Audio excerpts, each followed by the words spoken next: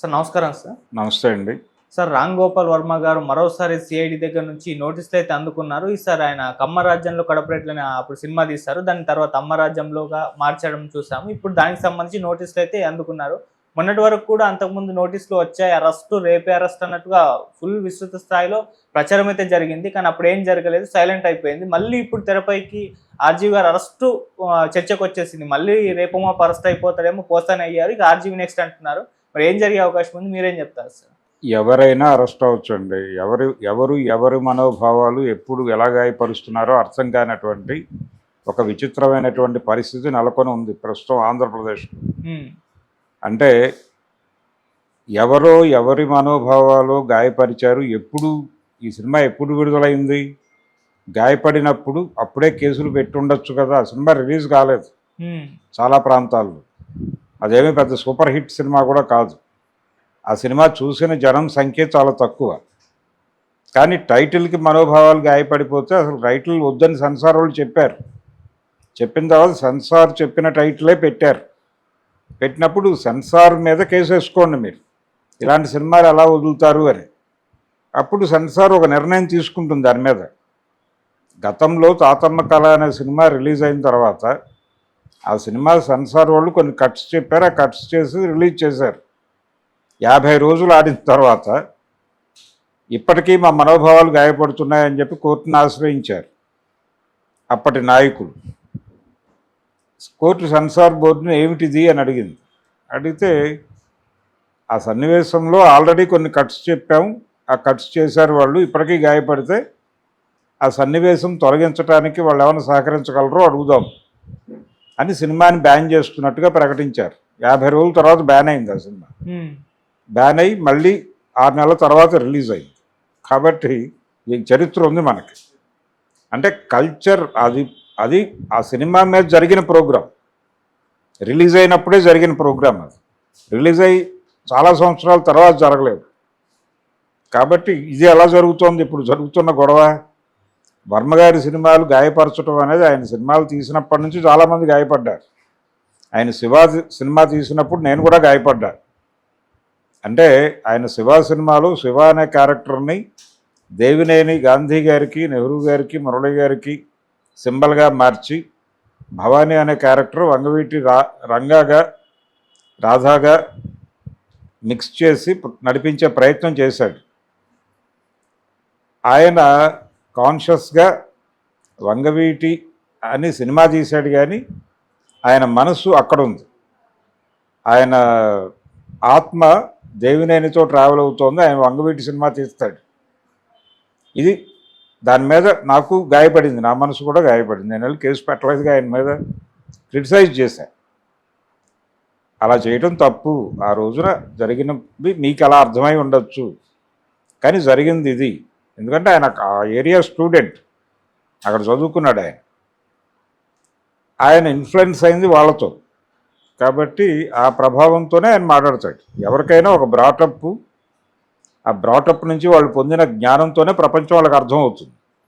ఓ perception ఏర్పడుతుంది వాళ్ళ childhood నుంచి, పెరిగిన వాతావరణం నుంచి. మనోభావాలు గాయపడుతున్నాయని ఆ రోజున గాయపడిన మరుక్షణం చెప్పాలండి.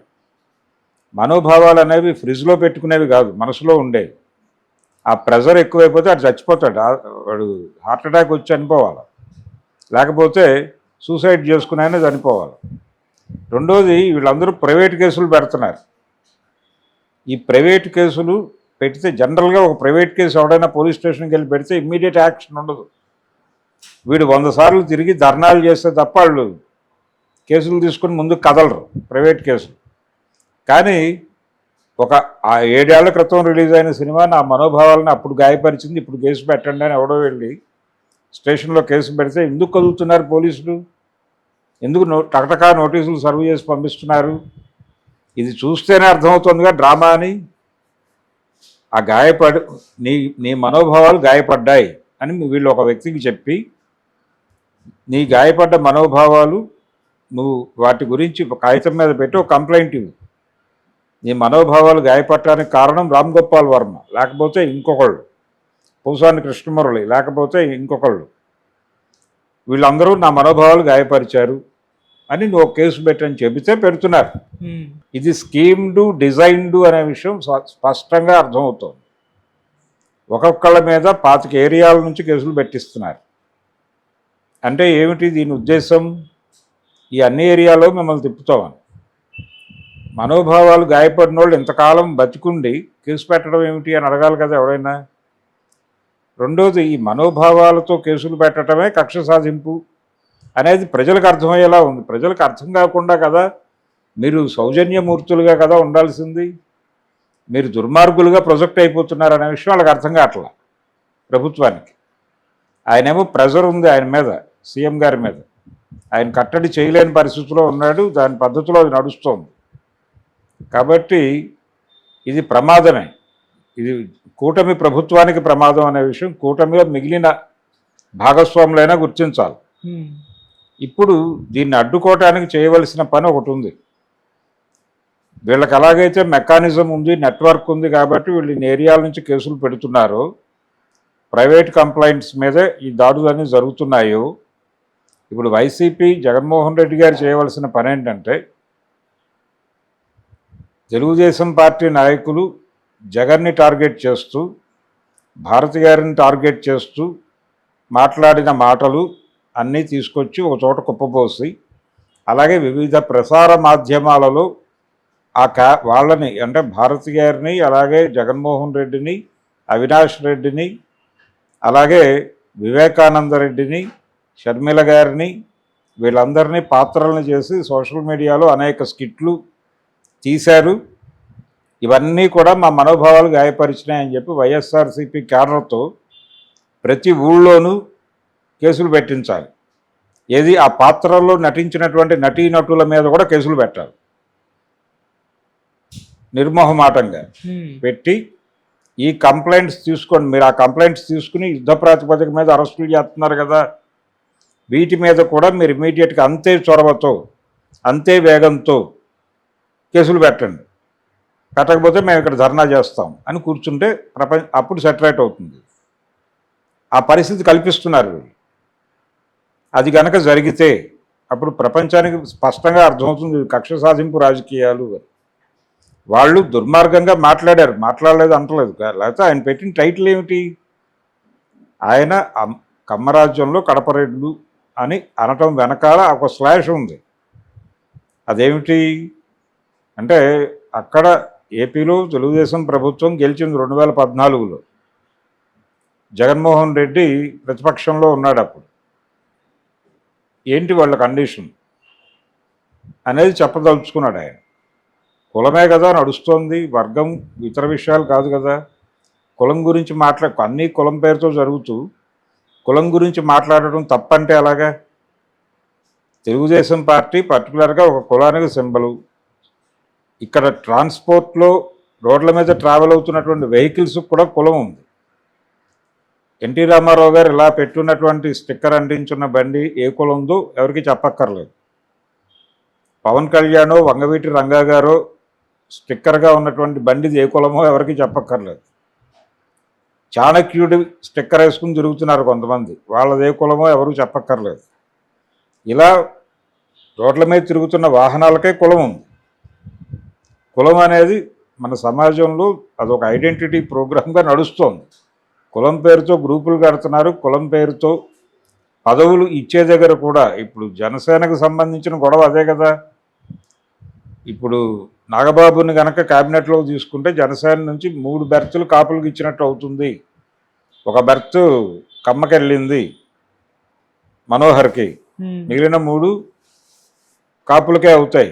అంటే కాపుల డామినేషన్ క్యాబినెట్లో పెరిగిపోతే జనసేనలో ఉన్నటువంటి మిగిలిన కులాల పరిస్థితి ఏమిటి అనే ప్రశ్న ఉద్భవించిందిగా అక్కడ. అంటే క్యాస్ట్ నడుస్తోందనే కదా, అదే కదా వర్మ మాట్లాడింది. మీరు అదేదో విచిత్రంగా మాట్లాడాడని ఆయన దానికి మనోభావాలు గాయపడటం ఏంటి? పైగా దానికి సెన్సార్ వాళ్ళు చెప్పారు అభ్యంతరం. ఆ అభ్యంతరాన్ని మన్నించాడు ఆయన, ఆ కట్స్కి అంగీకరించి టైటిల్ మార్చి కదా సినిమా రిలీజ్ చేసింది. అది ప్రాపర్గా రిలీజ్ కానివ్వలేదుగా మీరు. లక్ష్మీ ఎన్టీఆర్ అని సినిమా తీశాడు ఆయన, అది ఏపీలో రిలీజ్ కానివ్వలేదుగా మీరు. కట్టడి చేశారుగా సెన్సార్ అయిన సినిమా. సెన్సార్ ఆమోదించిన సినిమానే మీరు అనధికారికంగా అక్కడ విడుదల కాకుండా చేయగలిగారు ఏపీలో. కాబట్టి ఇది స్పష్టంగా కక్ష సాధింపులో భాగంగా చేస్తున్నారు. కాబట్టి దీనిని ఎదుర్కోవటానికి కౌంటర్ ఆపరేషన్ వైసీపీ చేయగలిగితే, వైసీపీ అనే కాదు ప్రతి ఒక్కరూ మొదలు పెట్టాలి. రకరకాలుగా సినిమాల నుంచి, పాత సినిమాల నుంచి గాయపడ్డాం మేము. శివ సినిమా నుంచి నేను గాయపడ్డా, అలాగే ఇంకొక సినిమా నుంచి నేను గాయపడి ఉండొచ్చు. వాళ్ళందరి మీద కేసులు పెట్టుకుంటూ పెడితే ఎన్టీ రామారావు గారు ఆయన సినిమాల్లో 100 మంది మీద 100 రకాల క్రిటిసిజం చేశాడు. ఆయన విశ్వామిత్ర అనే సినిమాలో వశిష్ఠుడి మీద తీవ్ర స్థాయిలో ఏమయ్యా జాత్యహంకారము అంటే మీరు అంటే చాలా దారుణమైన స్టేట్మెంట్ ఇస్తాడు వశిష్ఠుడి మీద. ఆయన ఏమంటాడంటే, మాదిగ కన్య అయినటువంటి అరుంధతిని మగువని చేసుకున్నది మసిపూయటానికేనటయ్యా, సంస్కర్తను అనిపించుకోవటానికేనటయ్యా అంటాడు. మరి వశిష్ఠుడి కులానికి చెందినటువంటి వాళ్ళు ఇప్పటికే ఉన్నారు కదా, వాళ్ళు గాయపడిపోయి రామారావు మీద కేసులు పెడితే ఏమిటి పరిస్థితి? యూట్యూబ్లో కంటెంట్ అవైలబుల్గా ఉంది, చూడొచ్చు. మనోభావాలు గాయపరుచుకోవటానికి 100 వ్యవహారాలు ఉన్నాయి. పావు గంటకు ఒకసారి గాయపరుచుకోవచ్చు మనోభావాలు. కాబట్టి వ్యక్తుల మనోభావాలకి ప్రభుత్వం అంత విలువనిచ్చేయటం, మనోభావాల పేరుతో కేసులు పెట్టడం, ఇది ప్రజలు కోరుకున్నది కాదు. ఇది ఏ ప్రజలైతే వాళ్ళకు ఓట్లేసి గెలిపించారో వాళ్ళ ప్రోగ్రాం కాదు ఇది. మీరు పరిపాలన అందిస్తారు, మీరు చెప్పిన మంచి పరిపాలన ఇస్తారేమో అని మిమ్మల్ని ఎన్నుకున్నారు తప్ప మీరు వాళ్ళని అరెస్ట్ చేస్తారని కాదు. మీకు నిజాయితీ ఉండి ఇలా మాట్లాడటం సబబు కాదు, ఒక పద్ధతిగా మాట్లాడాలని ప్రపంచానికి చెప్పదలుచుకుంటే దాని మీద కేసులు పెట్టండి. అంతే తప్ప ఎప్పుడో సినిమాల మీద 2014 వాళ్ళ రాజ్యం నడుస్తున్న రోజుల్లో విడుదలైన సినిమాల మీద ఇప్పుడు కేసులు పెట్టడం ఏంటి? ప్రపంచం ఏమనుకుంటుంది అనేది ఇంగితం ఉండాలి కదా కనీసం.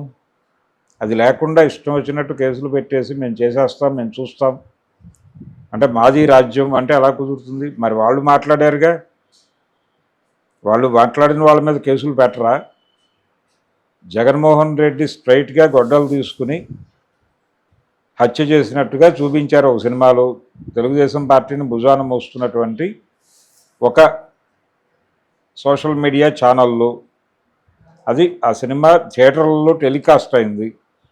మరి అది చాలామంది జగన్ అభిమానుల్ని గాయపరిచి ఉంటుందిగా, వాళ్ళందరూ కేసులు పెట్టాలిగా వెళ్ళి ఆ కన్సర్న్ డైరెక్టర్ మీద, ఆ కన్సర్న్ ప్రొడ్యూసర్ మీద.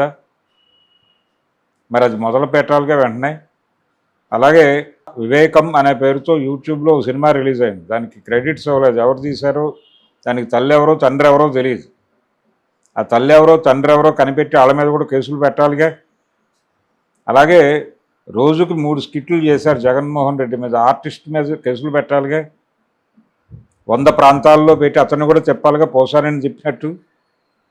ఎందుకు చెప్పట్లేదు అంటే మీ చేతకానితనం. అది మీరు ఇమ్మీడియట్గా మిగిలిన పనులు మానేసి మీ కార్యకర్తలకి ఈ పని పురమాయించండి, పిలుపునివ్వండి.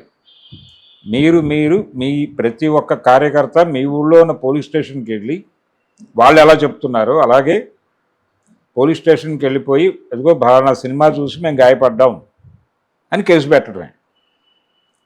పట్టించుకోకపోతే వాళ్ళని ఎందుకు పట్టించుకుంటున్నావు, వర్మ గారికి ఎందుకు నోటీసులు ఇచ్చావో ఇతరం కూడా ఇవ్వకపోతే మేము ఊరుకోమని చెప్పి అక్కడ కూర్చోవాలి, నిరాహార దీక్షలు చేయాలి, అప్పుడు దారిలోకి వస్తారు. ఆ పరిస్థితికి నెట్టేస్తున్నాడు చంద్రబాబు. ఈ పరిస్థితి వచ్చింది అనే విషయం వీళ్ళు ప్రొజెక్ట్ చేయగలగాలి వైసీపీ. అది వైసీపీ తీసుకోవాల్సిన పోరాట రూపం.